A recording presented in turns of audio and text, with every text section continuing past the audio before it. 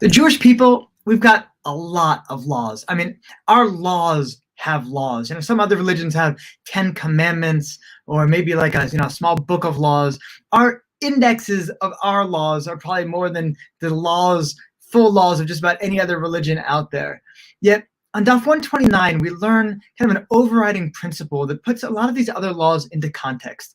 And that principle is Safek Nefashot Lahakel, that if something is a question of life and death, we're always going to go for the leniency. These laws are going to give way almost always, not 100% of the time, but almost always in the face of anything that is life and death. So what is the context? The context is we're talking about if a woman is giving birth and there's certain things that she needs, that she feels that she needs, that would violate Shabbat.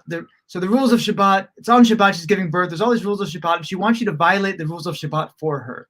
We don't stop and say, well, does she really need this? Does she not need it? The rules of Shabbat, they're very important. So we only want to, violate them if it's something that is really important to do, if it's really an emergency, if it's really going to make the difference. We don't even do that. She says, violate Shabbat for me. We say, okay.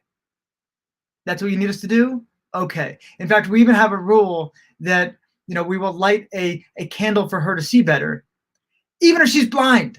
Yes, even if a blind woman is giving birth and she asks for a candle, we light the candle because that can help give her comfort, and the comfort can help the entire thing go more smoothly.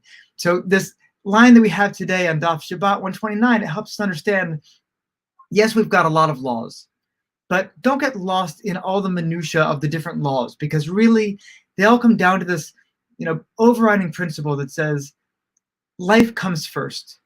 That doesn't mean we don't try to follow laws. We don't try to fit our lives into everything else, but just know we don't need to be incredibly rigorous with each and every one of them to the nth degree. And, if something is impossible for us to live with it, we say that the rules are to live by, not to die by.